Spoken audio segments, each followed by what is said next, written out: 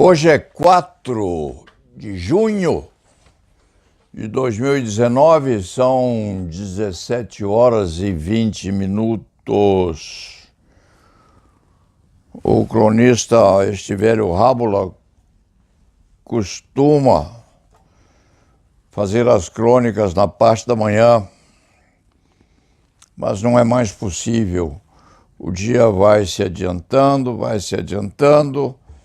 e sobra o fim de tarde para alguma reflexão sobre as novidades do dia.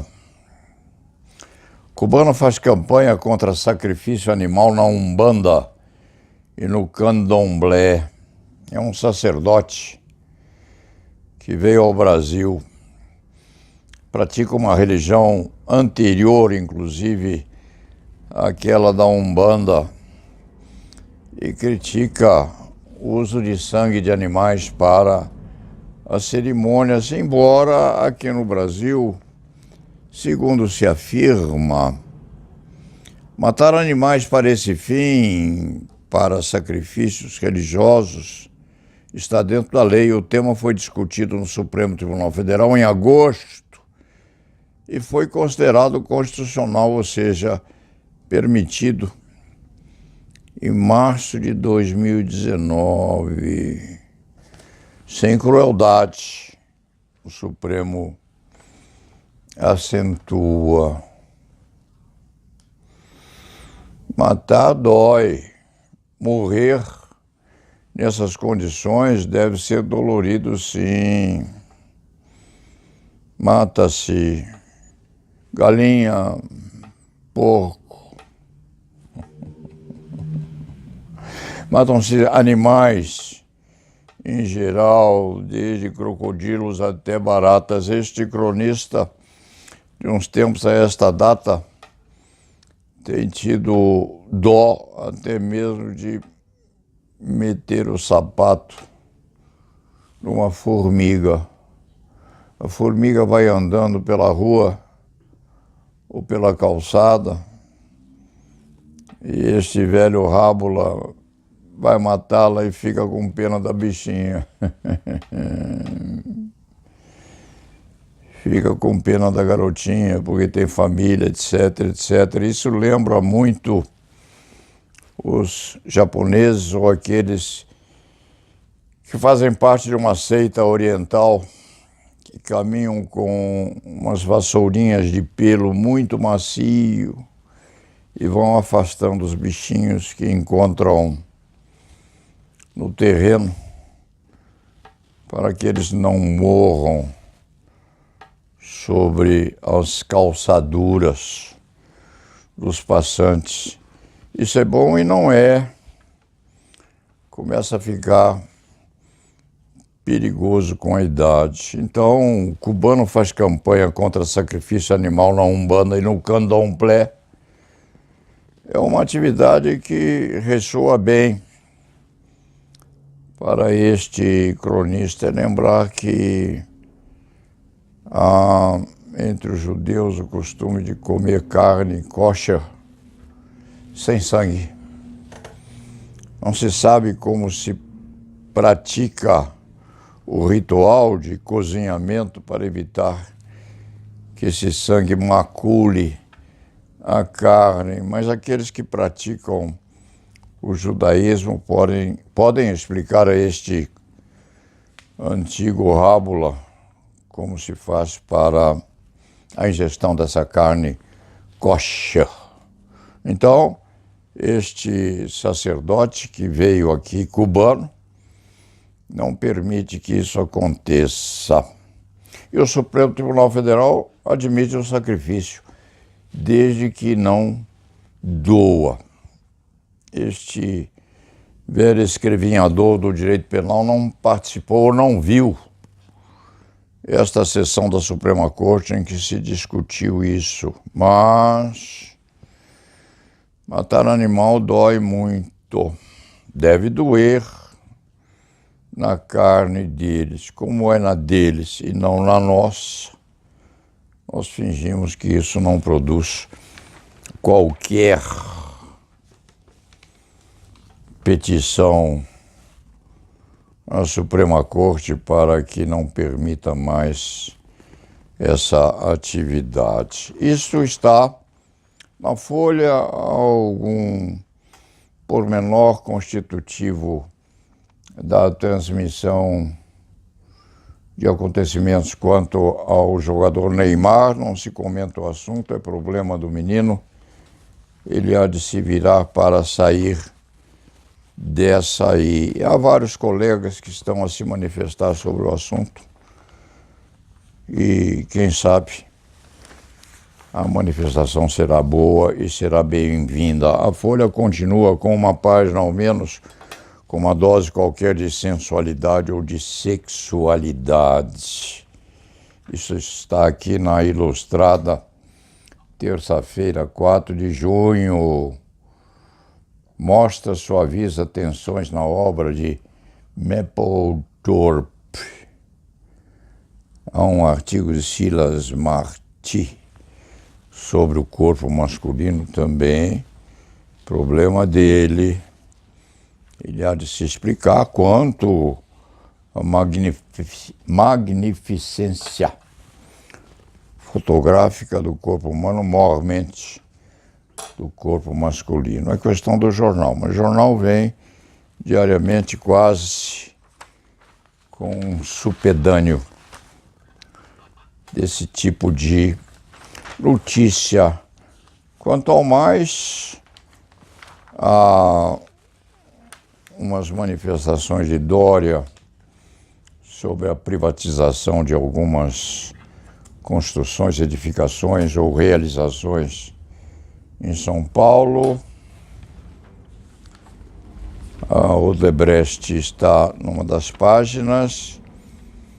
Trump se reúne em Londres com rainha e critica prefeito de Londres, passa por cima de Londres e ainda no avião começa a criticar o prefeito. Há uma foto de Trump ao lado da rainha Elizabeth, ela com um colar de rubis lindo, que deve estar no acervo da corte e talvez tenha servido inclusive a um dos romances correspondente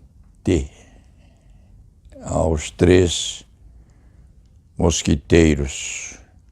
Athos, Porthos, Aramis, o colar da rainha. Pelo que o cronista se lembra, o colar da rainha naquele tempo era de diamantes. Esses da rainha de Inglaterra são de rubis grandes, enormes. E a rainha vai devagarzinho ao lado de Trump, ele enorme, grandão, depois de ter xingado o prefeito de Londres enquanto passava sobre os céus da capital da Inglaterra. Ele é mal criado, mal educado e, segundo alguns que o dizem sem o dizer, não bate muito bem o pino, não. Aliás,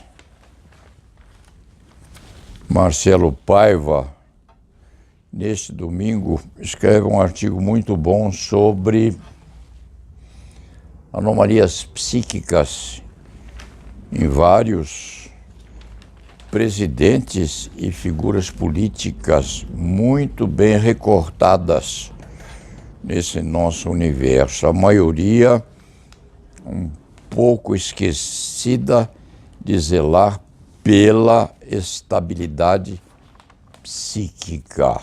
Roosevelt entre eles. Nós temos o nosso Jânio Quadros. Este cronista conheceu o Jânio Quadros no bar Itamaraty. Há muitos e muitos anos atrás, Jânio não era presidente da República ainda.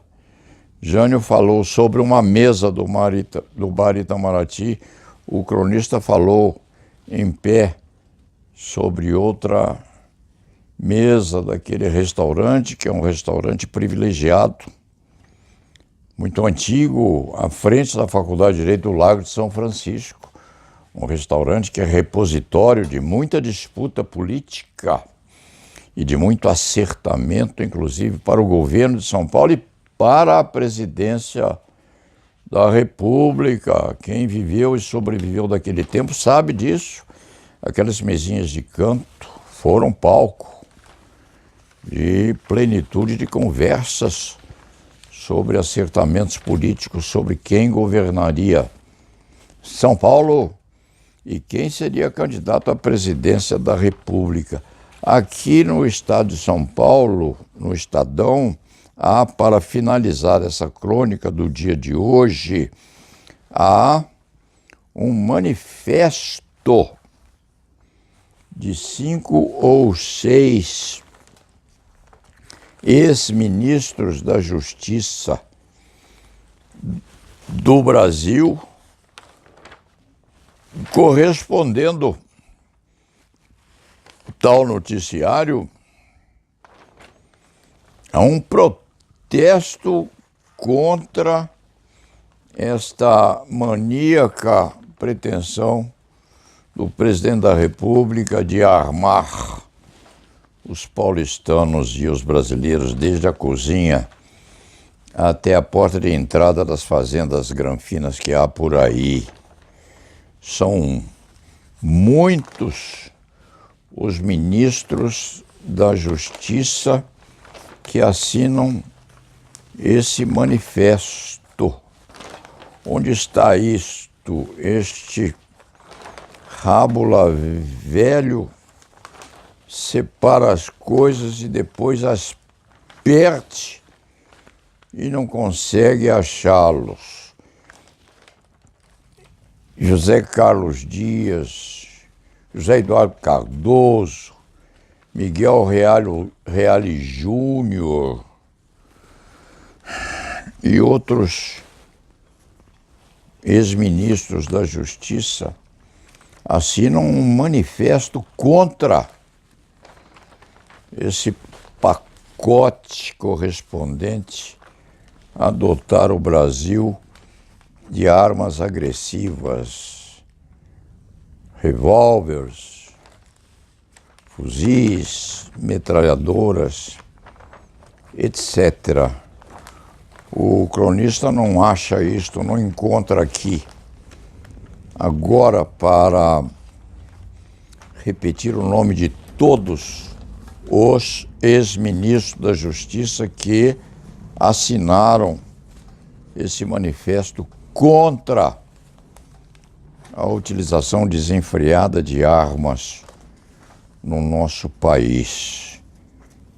Talvez haja recortado alguma, mas perdeu. Acontece de vez em quando. Aqueles que tiveram seus nomes omitidos, onde se lembrar, ou onde lembrar o cronista de que se manifestaram também a respeito disso. De Miguel Reale, José Carlos Dias, José Eduardo Cardoso,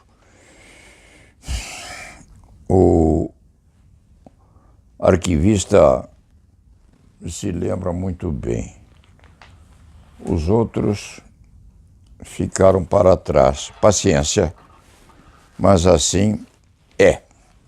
São 17h35. Hoje é terça-feira, faz frio. Choveu bastante na noite de domingo para segunda. Provocou uns danos aqui nesta antiga biblioteca, mas já foi tudo consertado. Vamos ao descanso e lá vá.